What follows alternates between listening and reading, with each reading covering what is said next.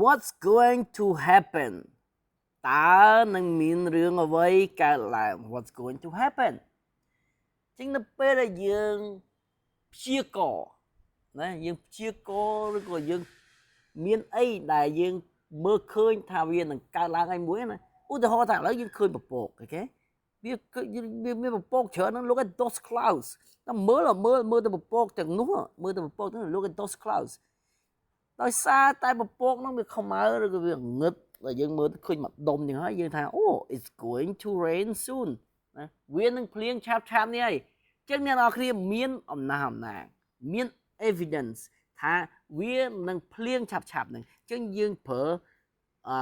going to ណាយើង going to បញ្ជាក់អំពីរឿងអីមួយដែលនឹងកើតឡើង it's going to rain soon វានឹងភ្លៀងឆាប់ហ្នឹងហើយបាទ it's going to rain soon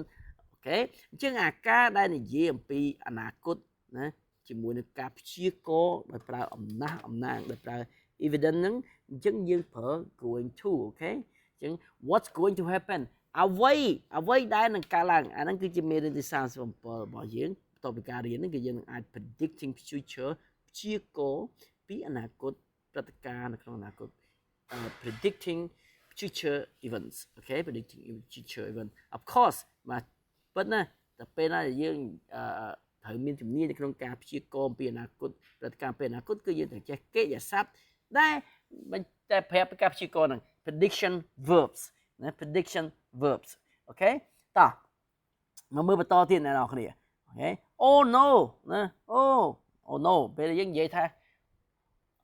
ពេលដែលយើងខ្លាចថារឿងអីមួយនឹងកើតឡើងយើងថា oh no អូខេ oh no she going to slip and fall over នាងនឹងដួលអូខេរអិលជើង slip ហើយនឹងដួល fall over អូខេដោយសារយើងឃើញជ័យ oh no okay oh no okay she going to slip and fall over the hill is going to steep okay is too steep and going to steep is too steep គឺថាវាមិនចោតពេក steep អានេះគឺខ្យល់សម្លេង e វែងណា steep the hill is too steep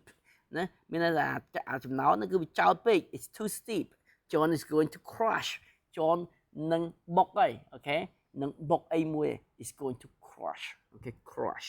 បុកអីមួយហើយអញ្ចឹងវាគឺជារឿងមួយដែលយើងឃើញថាអាចំណោទហ្នឹងអា steep ហ្នឹងគឺវាចោតពេក is too steep អញ្ចឹងយើងព្យាករណ៍ថាយើង predict ថាយើងព្យាករណ៍ថាវានឹងបុកហើយJohn នឹងបុកហើយណាអញ្ចឹង John is going to crush she studies a lot នាងរៀនខ្លាំងណាស់ she studies a lot she's going to pass her exam នាងនឹងជាប់នឹងប្រឡងជាប់ទៅ pass នាងនឹងជាប់ការប្រឡងរបស់នាង she going to pass her exam okay studies a lot ហើយតែมันមាន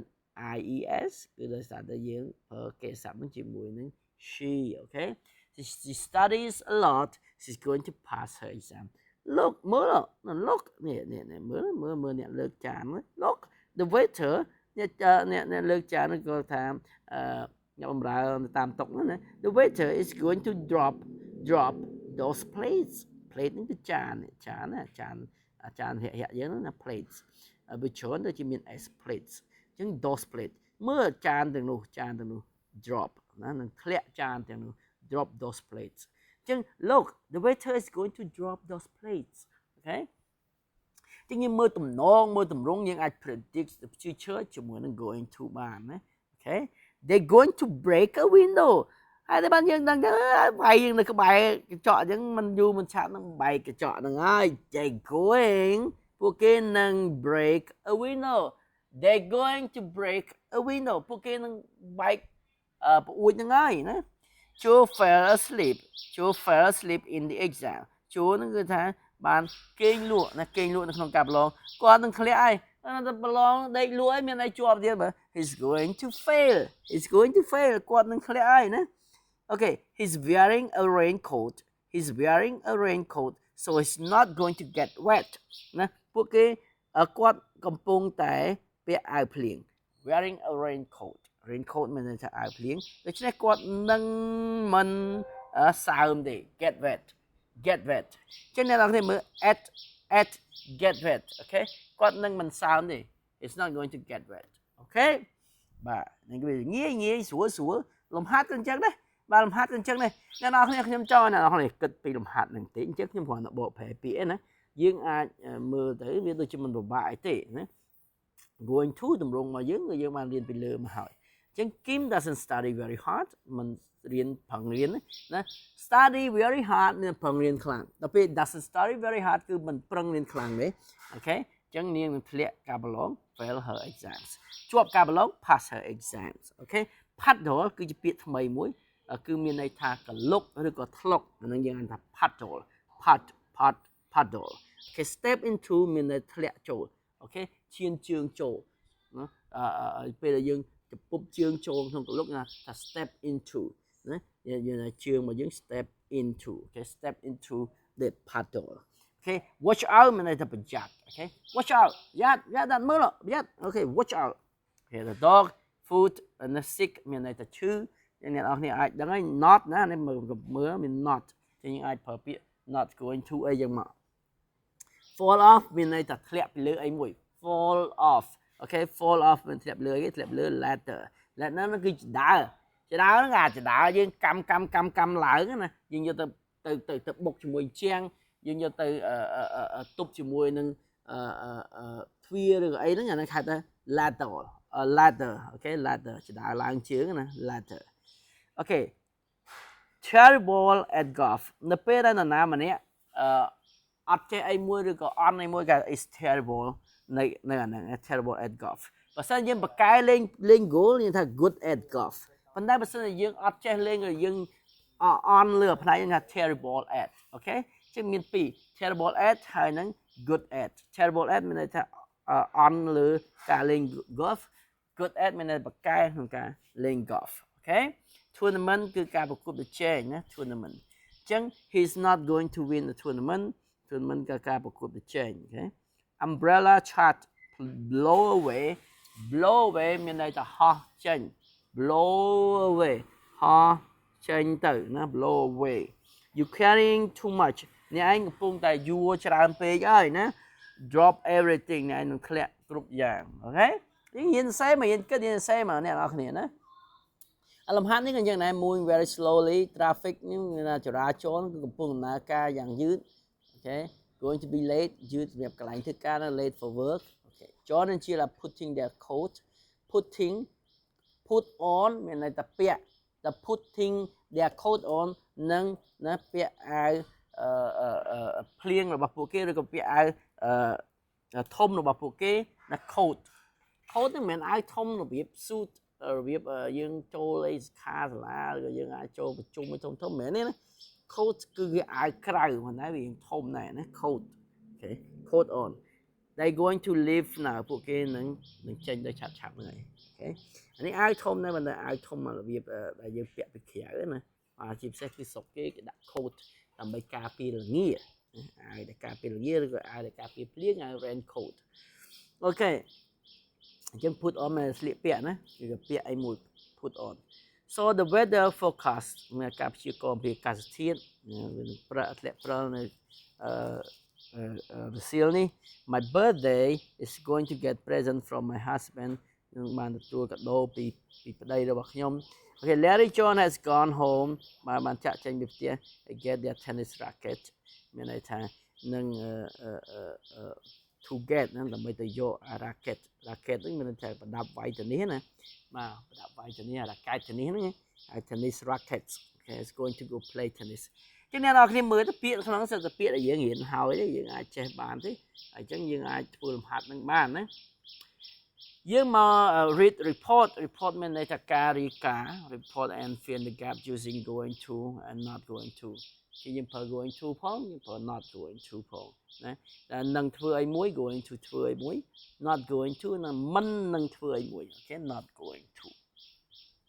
តម្រងមកវាអ្នកនរគ្នាបើសិនអត់ច្បាស់ពីតម្រងមកវាយើងអាចមើលមេរៀនទី36បានអូខេ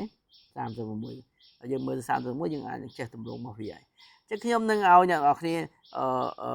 អាននេះឲ្យយល់ហើយយើងអាចយកហ្នឹងយកមកដាក់នៅក្នុងនេះបានចឹង Marco is going to pass his exam history exam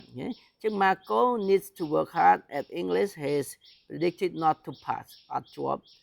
ការប្រឡងអីគេការប្រឡងអង់គ្លេសទេមិនចឹងប៉ុន្តែបើ history ដែលយើងមើលនៅក្នុងចំណុចទី1ហ្នឹងគេថាអូ best subject មានន័យថាគឺជាមុខវិជ្ជាដែលល្អបំផុតរបស់ Marco he doesn't have any problem អត់មានបញ្ហាទេណា we do well in the exam គាត់នឹងធ្វើបានល្អនៅក្នុងការប្រឡងបាន 95% មិនចឹងបាទចឹងអ្នកនរគ្នាអាចមើលទៅបាទតែគាត់បាន 25% គាត់ជាប់ទេ doesn't like to sing and doesn't play musical instrument chứគាត់អត់ចូលចិត្តទេគាត់អត់ចូលចិត្តទេចឹងតែយើងមើល next Olympics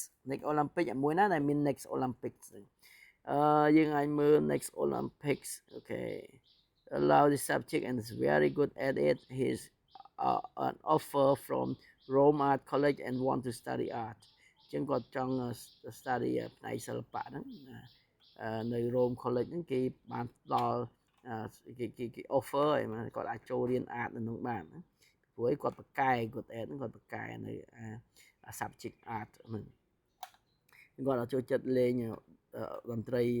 ឧបករណ៍តន្ត្រីទេ musical instrument ចឹងខ្ញុំគាត់បកប្រែចង់យល់យើងធ្វើលំហាត់ឲ្យយើងច្រើនពេកណា this not Marco best subject អាជីពនេះគឺមិនមែនជា Marco best subject មិនមុខជាដែលល្អផុតបែប Marco ទេប៉ុន្តែគាត់គឺជាសមាជិកនៅក្នុងក្រុមបាល់ទាត់ហើយពួកគេលេងជារៀងរាល់ចុងសប្តាហ៍អូខេអញ្ចឹងជីមគឺមិនអាក្រក់ពេកក៏មិនយ៉ាប់ពេកដែរបាទមកជាប់ដែរណាបាទខ្ញុំមិនមានឃើញអំពី next Olympics សោះណា in the next Olympics នេះគឺមើលអត់ឃើញបាទខ្ញុំមើលបន្តិចទៅសិន he doesn't have any problem we will do well in the exam pass the exam it's not Marco best subject but a member of soccer team so play very good at it and offer from Rome Art College and want to study art វាអត់មានកន្លែង Olympic ទេអ្នកនរគ្នា be in the next Olympic មានការប្រកួតប្រជែងកីឡាអូឡ িম্প ិកណាការប្រកួតប្រជែងកីឡាអូឡ িম্প ិកដោយសារតែយើងឃើញថាគាត់មិនជា best subject សម្រាប់គាត់ហើយប៉ុន្តែគាត់គឺជាសមាជិកនៅអូឡ িম্প ិកគាត់លេងជារៀងរាល់ចុងសប្តាហ៍ប៉ុន្តែខ្ញុំគិតថាគាត់នឹងមិនចូលទៅក្នុងការប្រឡងអូឡ িম্প ិកទេណា next Olympic ទេព្រោះអូឡ িম্প ិកនេះគឺជាកីឡាមួយដែលត្រូវការអ្នកជំនាញអ្នកជីបអញ្ចឹងគាត់គ្រាន់តែជាសមាជិកហើយគាត់ក៏មិនមែនជាអ្នកបកកែមិន best នៅ subject ហ្នឹងដែរអញ្ចឹងគាត់ he's not going to be in the next Olympic ណា he's not going to be in អូខេអាហ្នឹងគឺសំណួរមួយដែលពិបាកជាងគេក្រៅហ្នឹងដូចជាមិនពិបាកអីទេណា main character មានន័យថាសមាជិកគោលនៅក្នុងតន្ត្រី main character in the music អញ្ចឹងតែគាត់ជាសមាជិកគោលនៅក្នុងតន្ត្រីទេដូចជាមិនអាចទៅរួចទេបាទដោយសារតែគាត់ឧបករណ៍តន្ត្រីគាត់មិនចូលចិត្តលេងផងអញ្ចឹង he's not going to be the main character in the musical study at art college គាត់អាចនឹងទៅរៀននៅ art college ដោយសារតែគេ offer គាត់ហើយបាទដោយសារគេ offer គាត់ហើយណា he has an offer គាត់បានមានសំណើផ្ដល់សំណើពី Rome Art College អញ្ចឹង he's going to study at art college ដែរអូខេហើយយើងមើល Marco is fail at his English exam តើវាអាចនឹងទៅរួចទេបាទអញ្ចឹងគាត់នឹង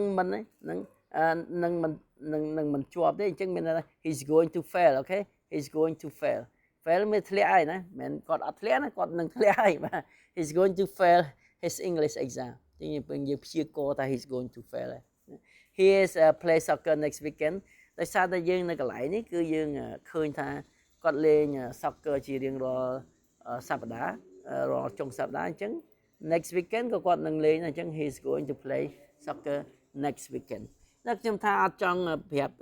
ចម្លើយនៅលំហាត់ហ្នឹងទេប៉ុន្តែដោយសារតែមើលទៅវារៀងពិបាកដែរខ្ញុំប្រាប់អត់ទេ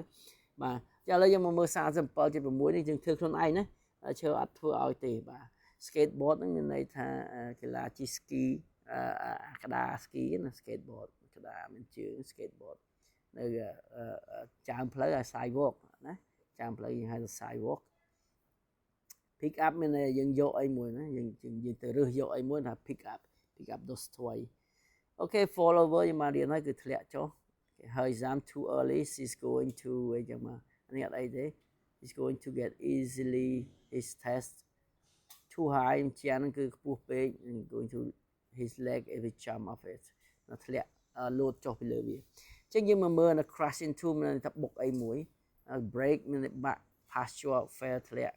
ហើយយើងអាចជំនួសពាក្យនឹងនៅក្នុងលំហាត់របស់យើងបានអាចធ្វើលំហាត់នឹងបានណាអូខេឈើបញ្ចប់ហ្មងទៅតោះយើងមើលទាំងអស់ crash into មានតែបុកអីមួយណា fall into ធ្លាក់ចូលអីមួយ fall over ណា fall over ណាយើងធ្លាក់ចូលអីមួយ fall over fall over ចំពប់អ្នកនរគ្នា fall over មានចំពប់អូខេ fall into មានតែធ្លាក់ចូលអីមួយអូខេ fall into ធ្លាក់ចូលអីមួយអូខេ win ឈ្នះ rain ភ្លៀងclose មានន័យថាបិទណា close គឺបិទអូខេយើងមើលទៅបាទមួយអាលំណា fall over អាលំអារម្មណ៍គឺក៏យើងធ្លាក់ចុះអាលំដូចជា snow នេះគឺវា fall over ហើយបើដល់បែបនេះគឺ fall into ធ្លាក់ចូលក្នុងអ្នកធ្លុកតាពាំងហ្នឹងហៅ fall over fall into គេធ្លាក់ចូលទៅក្នុង fall over វាដួលណាវាដួលក៏លំ fall over ឯអ្នកនរគ្នាអាចពេញមកណាអាចពេញមកជាមួយ go into នឹងអាចពេញឲ្យមើលអត្ថបទនឹងពេញមកហើយយើង complete practice ផងណា I am នេះមក Sheila is មក we are នេះ they are ចឹងមកអូខេ go into យើងមើលទៅយឺតកន្លែងធ្វើការណាធ្វើនំ cake ធ្វើពីផ្លែឈើ play soccer លេងកីឡាបាល់ទាត់អីនេះអូខេតែប៉ុណ្្នឹងទេវីដេអូនៅក្នុងមេរៀនរបស់យើងហ្នឹងវាជាមេរៀនមួយដែលយើងនិយាយ going to ដែរប៉ុន្តែយើងនិយាយ going to ជាមួយនឹងការ predict ណាការព្យាករណ៍ពីអនាគតវាខុសពីមេរៀនមុនដែលយើងប្រើ going to សម្រាប់និយាយពី plan សម្រាប់ពីផែនការឬក៏ intention បំណងរបស់យើងអូខេអញ្ចឹងនៅក្នុងមេរៀនគឺល្អខ្លាំងដែលយើងត្រូវអ្នកនរគ្នាក្រោយពីការមើលវីដេអូហ្នឹងហើយអ្នកនរគ្នាត្រូវធ្វើលំហាត់ណាហើយមានចម្ងល់អីអាចសួរក្នុង group Telegram បានពីការព្យាករណ៍យើងវាត្រូវការគិតយ៉ាងច្រើនណាស់បាទអរគុណ